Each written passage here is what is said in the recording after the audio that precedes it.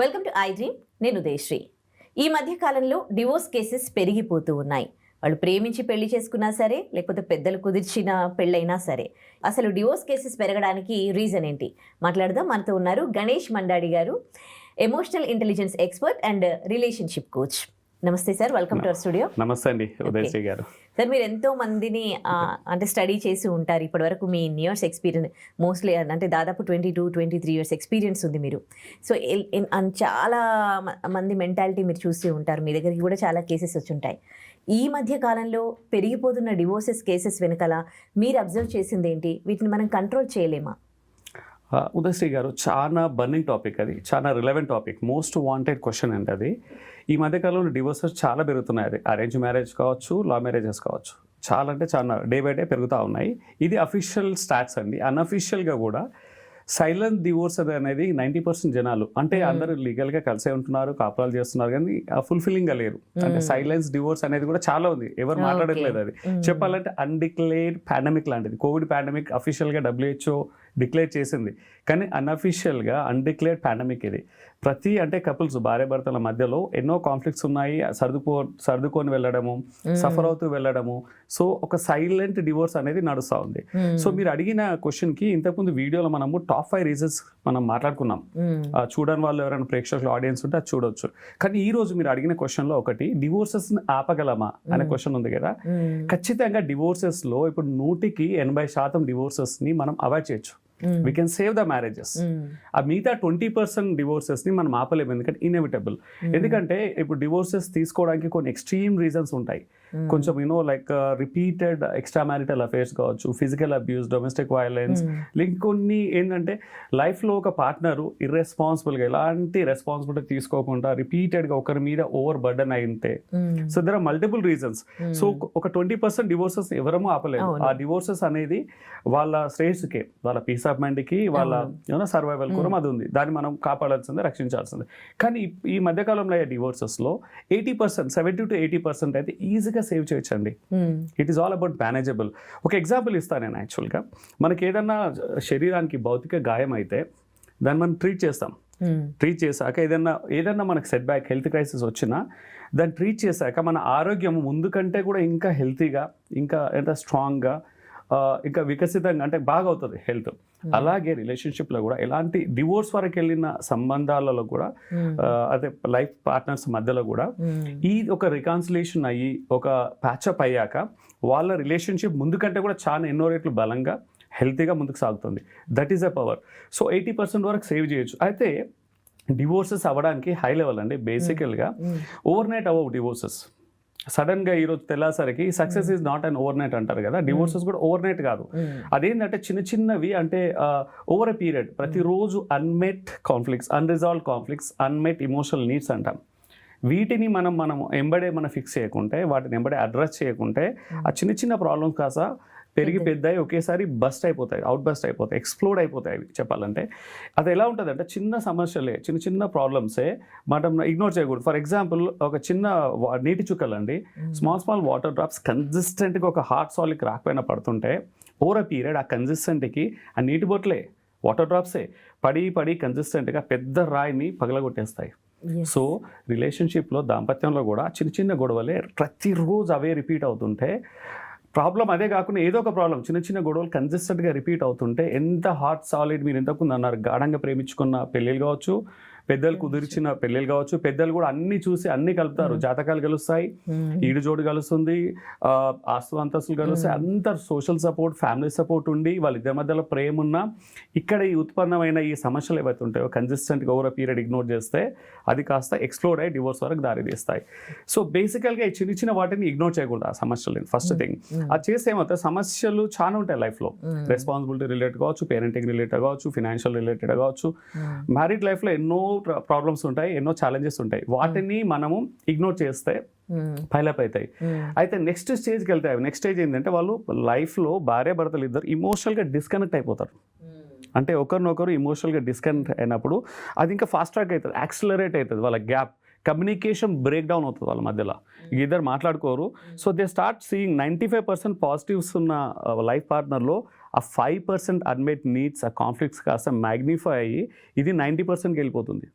Negative, వాళ్ళలో ఉన్న మంచితనం అనేది చిన్నగా అయిపోతుంది బాగా. సో ఈ ఇమోషనల్ డిస్కనెక్ట్, ఆ కమ్యూనికేషన్ గ్యాప్తో ఈ డివోర్సెస్ వరకు వెళ్తున్నారు. సో ఇది ఏంటంటే మనము రైట్ టైంలో, అంటే గోరుతో పోయేదాన్ని గుడ్డల వరకు తెచ్చుకోదని పెద్దలు అంటారు. కొన్ని సమస్యలు చిన్నప్పుడే మనం వాటిని పరిష్కరించాలి, రిజాల్వ్ చేసుకోవాలి. సో దానికి ఫస్ట్ అండ్ ఫార్మోస్ట్ థింగ్ ఏంటంటే లైఫ్ పార్ట్నర్స్ ఇద్దరి మధ్యలో డివోర్సెస్ని అవాయిడ్ చేయడానికి మొట్టమొదటిది ఏంటంటే they should have a mutual, అంటే ఒకరిపైన ఒకరికి రెస్పెక్ట్ ఉండాలి. We should not change the other partner. నా పార్ట్నర్ నాలాగా మారాలి, నాలాగా ఆలోచించాలి, నాలాగనే ఉండాలి, నా ఎక్స్పెక్టేషన్స్ తగ్గట్టే మెలగాలి, నా డిజైర్స్ ఎలా ఉంటే అలాగనే మెలగాలని ఇద్దరికి అలాగే ఉంటాయి కోరికలు. సో ఇద్దరికి డిఫరెంట్ ఎక్స్పెక్టేషన్ అయితే they collide, they don't connect, they collide. So ఇక్కడ ఏంటంటే వాళ్ళు ఇమోషనల్గా కనెక్ట్ అవ్వాలి first thing, and they should respect each other. And trust అనేది ఆక్సిజన్ అండి రిలేషన్షిప్లో. ట్రస్ట్, మనకు ఆక్సిజన్ లేకుండా మనం బ్రతకలేం. అలాగే బంధంలో కూడా భార్యాభర్తల మధ్యలో ట్రస్ట్, నమ్మకం అనేది పునాది. దాన్ని కూడా మనం నరిష్ చేయాలి. ఓవర్ ఏ పీరియడ్ అవ్వదు అది, అంటే సడన్గా అవ్వదు, ఓవర్ ఏ పీరియడ్ అవుతుంది అది చాలా ఇంపార్టెంట్. అలాగే తర్వాత ఏంటంటే ఇద్దరి మధ్యలో ఈ ఫినాన్షియల్ స్ట్రెస్ అనేది కూడా one of the major reasons ఈ మధ్యకాలంలో చూస్తున్నాం. ప్రతి సమస్య కూడా ఫినాన్స్ చుట్టే తిరుగుతుంది. ఫినాన్షియల్ స్ట్రెస్ అంటే అన్వాంటెడ్ స్పెండింగ్ కావచ్చు, ఓవర్ స్పెండింగ్ కావచ్చు, తెలియకుండా డెప్స్, ఆ క్రైసిస్లకు తీసుకెళ్ళడం. ఫినాన్షియల్స్లో ట్రాన్స్పరెన్సీ, ఫెయిర్నెస్ చాలా ఇంపార్టెంట్. ఇది కూడా చాలా ఇంపార్టెంట్. అండ్ కమ్యూనికేషన్ అనేది ఓపెన్గా ఉండాలా. And it should be timely communication, quality time ఇవ్వాలి. సో ఇక్కడ బంధం ఎలాంటిదంటే యాక్చువల్గా ఒక పూల తోట లాంటిదండి. ప్రతిరోజు నిత్యం మనం పోషిస్తూనే ఉండాలి. మనం ఏ ఒక్క రోజు నీరు పోయకున్నా అది కొంచెం వాడిపోతుంది, 2 రోజులు పోయకుంటే ఇంకా వాడిపోతుంది. అలాగే మనం వదిలేస్తే ఎండిపోతుంది. సో బంధం కూడా అలాగే విరిగిపోతుంది మనం నర్చర్ చేయకుండా. ప్రతిరోజు మనం తోటకు నీళ్ళు ఎలా పోస్తామో అలాగా మనం కమ్యూనికేషన్, ఇమోషనల్ సపోర్ట్ అనేది ఇస్తూనే ఉండాలి. లేకుంటే ఆ బంధము మనము ఇది ఇంతకు పూల తోట ఎండిపోయినట్టు బంధం కూడా విరిగిపోతుంది. సో నరిషింగ్ అనేది లైఫ్ టైం. అలాగే మ్యారేజ్ అనేది it's a life time journey అండి, వన్ టైం డెస్టినేషన్ కాదు. చాలా మంది ఏంటంటే పెళ్లి చేసుకోవాలని అదే ఒక లైఫ్ మైల్ స్టోన్ లాగా ట్రీట్ చేస్తారు. మనం అందరూ మోటివేషన్, ప్రొఫెషనల్గా చాలా మోటివేషన్స్ ఉన్నాయి. రిలేషన్షిప్లో మోటివేషన్ లేదు, అవేర్నెస్ లేదు, ఈ రెండు కూడా లేవు. సో ఇక్కడ భార్యాభర్తల మధ్యలో ఏదైనా గ్యాప్స్ వచ్చినాయంటే అట్ బిగినింగ్ స్టేజ్, ఇనిషియల్ స్టేజ్లోనే వాటిని రైట్ టైంలో ఎర్లీ ఇంటర్వెన్షన్ తోటి అయితే ఇంటర్వ్యూన్ చేసుకొని ఒకరినొకరు మనం అర్థం చేసుకొని ఇక్కడ ఏంటంటే కనెక్ట్ అవ్వాలండి, కరెక్ట్ చేయకూడదు ఎదుటి వాళ్ళని. లైఫ్ పార్ట్నర్ ఏదైనా లోపం ఉంటే వాళ్ళని కరెక్ట్ చేయడానికి ఇంటెంట్ తోటి నువ్వు మన ఆర్గ్యుమెంట్కి దిగితే ఎప్పుడు కరెక్ట్ అవ్వదు. అది వాళ్ళతో కనెక్ట్ అయ్యి, ఇమోషనల్గా కనెక్ట్ అయ్యి వాళ్ళకు హౌ కెన్ దే ఇంప్రూవ్ అని సొల్యూషన్స్ ఇవ్వండి. నేను ఎలా మారగలుగుతాను, నాలో నీకు నచ్చంది ఏంటి, how can you feel better with me అని ఈ డైరెక్షన్స్లో అది ఆ కమ్యూనికేషన్ ముందుకు తీసుకెళ్తే బాండింగ్ అనేది పెరుగుతుంది. డివోర్సెస్ 80% వరకు సేవ్ అవుతాయి. అన్ఫార్చునేట్లీ రిలేషన్షిప్లో అవేర్నెస్ చాలా తక్కువ ఉందండి జనాలకి. అంటే ఎక్కడ మనకి ఇప్పుడు చూడు, మామూలుగా ప్రొఫెషనల్గా జాబ్స్కి ఏదైనా జాబ్ చేయాలన్నా కానీ మనకి డిగ్రీస్ ఉన్నాయి, సర్టిఫికేట్స్ ఉన్నాయి, కాలేజెస్ ఉన్నాయి, అన్నీ ఉన్నాయి. ఎక్కడ కూడా రిలేషన్షిప్ గురించి ఎవరు కూడా చెప్పరు. అంతా కూడా బిట్స్ అండ్ పీసెస్ ఉంటాయి. అందులో మిత్స్ ఎక్కువ ఉంటాయి. అన్ని మూఢనమ్మకాలు కావచ్చు, సగం తెలిసినవి కావచ్చు. ఏదన్నా ప్రాబ్లం వచ్చిందంటే they have to fix by themself. అది ఒకవేళ అంటే వాళ్ళకి తెలియకుండా ఫిక్స్ చేయకపోతే బ్రేక్ అవుతుంది. తర్వాత ఈ పెద్దలు కూడా ఒకప్పుడు పెద్దలు బెయిల్అవుట్ చేసేవాళ్ళు. కానీ ఇక్కడ ఏమవుతుందంటే ఇప్పుడు కరెంట్లీ పెద్దవాళ్ళు వచ్చేసి భార్యాభర్తల మధ్య సమస్యను తగ్గించడానికి వెళ్తే ఈ మధ్యకాలం చూడండి లాస్ట్ 5 to 10 yearsలో, ఎందుకంటే ట్రాన్స్ఫర్మేషన్ చాలా అయింది. మ్యారేజ్ సిస్టంలో చాలా ఎవల్యూషన్ వచ్చింది. ఇప్పుడు మన టెక్నాలజీలో AI డిస్ట్రప్షన్ ఎలా వచ్చిందో, ఒకప్పుడు పెద్దలకు ఉన్న ఆ సాంప్రదాయాలు, ద వే దే రిజాల్వ్, వాళ్ళు అంటే పెళ్లిని ఎలా సఖ్యత ఎలా తీసుకురావాలనే ఆ మెథడ్స్ కావచ్చు, వాళ్ళ స్కిల్స్ కానీ ఇప్పుడు అవుట్డేటెడ్ అయిపోయినాయండి. వాళ్ళు జస్ట్ మీరు కలిసి ఉండాలి ఏదేమైనా సరే అంటే కలిసి ఉండరు. ఎందుకంటే అప్పట్లో లేరు. ఇప్పుడు ఇద్దరు ఇండిపెండెంట్ అయ్యారు. ఒకప్పుడు ఏంటంటే జెండర్ బేస్డ్ రూల్స్ ఉండేవి.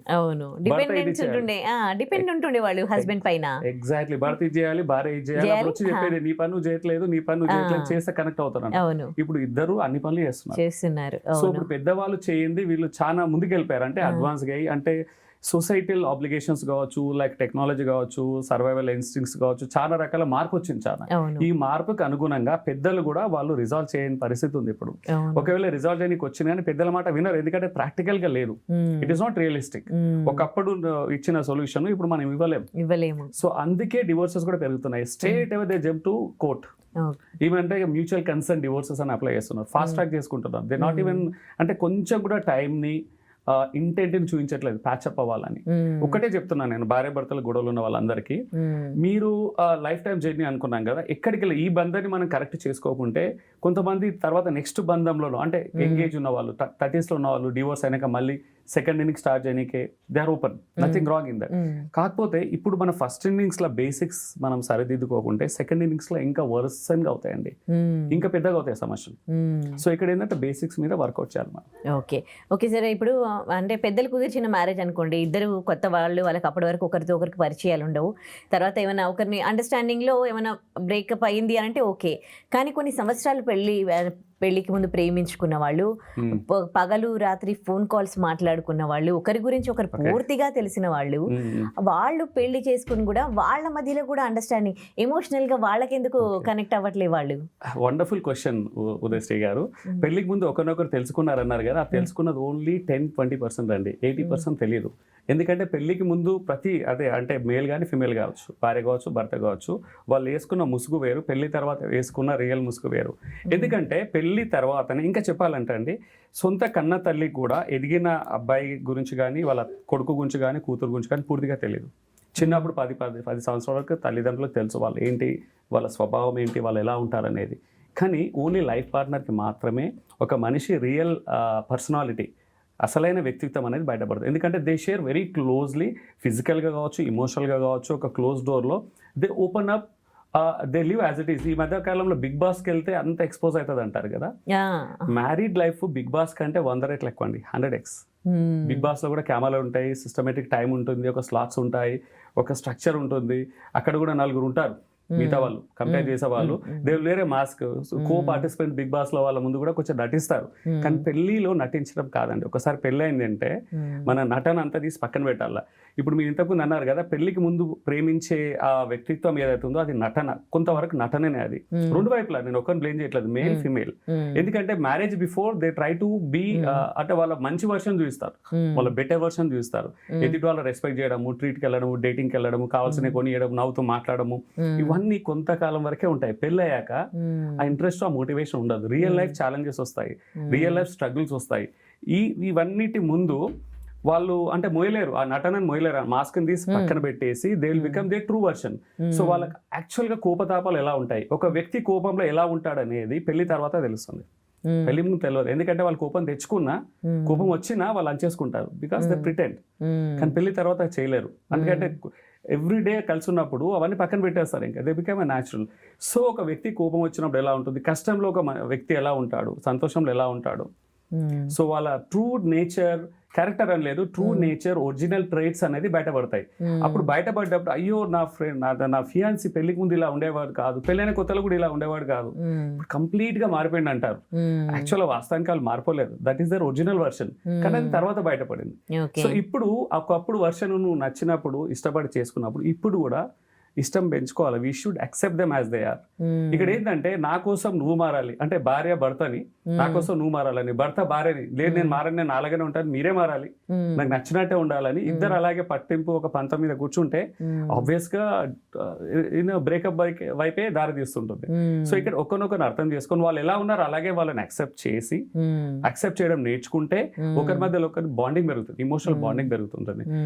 మార్చుకోవడానికి ట్రై చేయండి. ఇప్పుడు నాలో ఏమైనా లోటుపాట్లు ఉన్నా నేను దాన్ని రియలైజ్ అవ్వాలంటే నాతో ఇమోషనల్గా కనెక్ట్ అయితేనే నేను రియలైజ్ అయినా నేను ఒప్పుకుంటాను, ఐ విల్ యాక్సెప్ట్ ఇట్. లేకుంటే నా ఈగో అడ్డం వస్తుంది. ఇప్పుడు ఎగ్జాంపుల్ నా వైఫ్ ఉంది, ఇప్పుడు నాతో ఇమోషనల్గా డిస్కనెక్ట్ అయినప్పుడు చిన్న ఒక 0.1% ఏదన్నా చిన్న లోపం ఉన్నాగా నేను ఒప్పుకోను, 100% తప్పునో ఒప్పుకోను. ఎందుకంటే I will always try to defend, నేనే కరెక్ట్. నా దృష్టిలో నాకు 100 రీజన్ చెప్తాను నేను ఎందుకు కరెక్ట్ అనేది. కానీ ఎందుకు రాంగ్ అనేది ఒక రీజన్ ముందు కనపడ్డా చెప్పాను, నేను ఒప్పుకోను. సో అది చాలా ఇంపార్టెంట్ అండి. ఒకరినొకరిని యాజ్ ఇట్ ఈస్ యాక్సెప్ట్ చేయడం, ఒకరినొకరిని కరెక్ట్ చేయడం మానేసి కనెక్ట్ అవ్వడం నేర్చుకోవాలి. కనెక్ట్ అయినప్పుడు కరెక్షన్ ఆటోమేటిక్ అవుతుందండి. ఇక్కడ అదే యాక్సెప్ట్ చేయలేకపోతున్నారు కదా, అంటే నేను నాకు నచ్చినట్టుగానే ఉండాలి, నేను అంటే తన కోసం ఎందుకు మారాలి, ఈ ఫీలింగ్స్తోనే అసలు అన్ని బ్రేకప్స్ కూడా దీనివల్లే అవుతున్నాయి కదా. ఓకే, ఇప్పుడు అరేంజ్ మ్యారేజెస్ విషయానికి వస్తాము. ఇప్పుడు ఎంత అరేంజ్ మ్యారేజ్ అయినా కానీ ఒకసారి వన్స్ మ్యారేజ్ సెట్ అయింది అనుకోండి, సెటిల్ కాగానే వాళ్ళు 1-2 months నుంచి మాట్లాడుకోవడం స్టార్ట్ చేస్తూ ఉన్నారు. అండ్ కొన్ని కోట్లు ఖర్చు పెడతారు, హల్దీ మెహందీ అది ఇది అని. ఎంత డబ్బు పెట్టి ఖర్చు చేసుకుని అంత బాగా మాట్లాడుకొని వాళ్ళు కూడా పెళ్ళైపోయినాక మళ్ళీ కొన్ని 1-2 మంత్స్లోనే వాళ్ళకి కూడా ఇంకా డివోర్స్కి అప్లై చేయడం అంటే అండర్స్టాండింగ్ లేకపోవడం చూస్తున్నారు. ఏది ఈ కేర్ మధ్య చేయట్లేదు. చాలా కామన్ అయిందండి. ఇంతకుముందు వీడియోస్ లో కూడా మనం కొంతమంది చెప్పుకున్నాము. యాక్చువల్గా బిగ్గెస్ట్ 2 రీజన్స్ అండి. జాతకాలు కలవడం ఎంత ముఖ్యమో, ఏంటంటే సోషో ఎకనామిక్ స్టేటస్ కలవడం ఎంత ముఖ్యమో, ఇద్దరి మధ్యలో భార్య భర్తల మధ్యలో అంటే వరువు మధ్యలో కంపాటబిలిటీ అనేది చాలా ఇంపార్టెంట్ అండి. Compatibility and value alignment. ఇంతకుముందు మనం మాట్లాడుకున్న వీడియోస్ అంటే ఒకరి వాల్యూ సిస్టమ్ ఏంటి, మిగతా వాళ్ళ వాల్యూ సిస్టమ్ ఏంటి, ఈ 2 వాల్యూస్ కనెక్ట్ అవ్వాలి. నేచర్ అనమాట, వాళ్ళ వ్యక్తిత్వాలు కలవాలి. కంప్లీట్ గ్యాప్ ఉండకూడదు. ఒకరు హై రిస్క్ టేకర్ ఉంటారు, అసలే రిస్క్ తీసుకోరు. వాళ్ళిద్దరు కలపడం చాలా కష్టం. కలిపినా నిలబడదు బంధం అది. సో ఆ రిస్క్ అపెటైట్ చిన్న ఎగ్జాంపుల్, ఒకరికి కొన్ని ఇస్తాము, ఇంకోరికి ఇస్తాం. సో లైఫ్ లో అది 360 degrees యాంగిల్స్ లో కనీసం 60% కంపాటబిలిటీ ఉండాలి భార్య భర్తల మధ్యలో. ఇప్పుడు జాతకాలు 100% మ్యాచ్ అయినా ఇది మ్యాచ్ అవ్వకుంటే పెళ్లి నిలవదు. సో ఆ కంపాటబిలిటీ అనేది చాలా ఇంపార్టెంట్ లైఫ్ లో. అండ్ వాల్యూ అలైన్మెంట్, వీళ్ళ వాల్యూస్ వాళ్ళ వాల్యూస్ అనేది చాలా ఇంపార్టెంట్. ఒకరు స్పిరిచువల్ గా ఉంటారు, ఒకరు స్పిరిచువాలిటీని నమ్మరు, స్పిరిచువల్ గా ఉండరు. సో వాల్యూ అలైన్మెంట్ మిస్ఫైర్ అవుతుంది, మిస్ అలైన్మెంట్ అవుతుంది. కొంతమందికి పేరెంటింగ్ మీద పిల్లల్ని త్వరగా కనాలంటారు, అసలు నాకు పిల్లలు వద్దని ఉంటారు. ఇవన్నీ కూడా పెళ్లి తర్వాత బయటపడతాయండి. దిస్ ఇస్ వాట్ అలైన్మెంట్ అనేది. పెళ్లికి ముందు ఇలాంటి అలైన్మెంట్ చాలా ఉండాలి. కొంతమంది ఫినాన్షియల్ మామూలుగా ఇప్పుడు ఫినాన్షియల్ మేనేజ్మెంట్ ఉంటుంది, ఇద్దరు సంపాదించే వాళ్ళు ఉంటారు. ఎవరు డబ్బులు ఖర్చు పెట్టాలి, ఎవరిది సేవ్ చేయాలి, ఇలాంటి క్వశ్చన్స్ తోటి కూడా, ఇలాంటి కాన్ఫ్లిక్ట్ తోటి కూడా విడిపోయిన వాళ్ళు ఉంటారు. నేను మొత్తం సేవ్ చేస్తాను, నేను మొత్తం ఖర్చు పెట్టు, నువ్వు భర్తవు, నీ బాధ్యత మొత్తం ఖర్చు పెట్టు, నేను సేవ్ చేస్తాను, లేకుంటే నేను మా అమ్మ వాళ్ళకి ఇచ్చుకుంటాను. Simple example, silly example. ఒకసారి భార్య భర్తలు అయినప్పుడు ఇద్దరు ఈక్వల్, దే షుడ్, అంటే ఐడియల్కి వెళ్తే, ప్రాక్టికల్కి వెళ్తే దర్ డిఫరెంట్ రీజన్స్.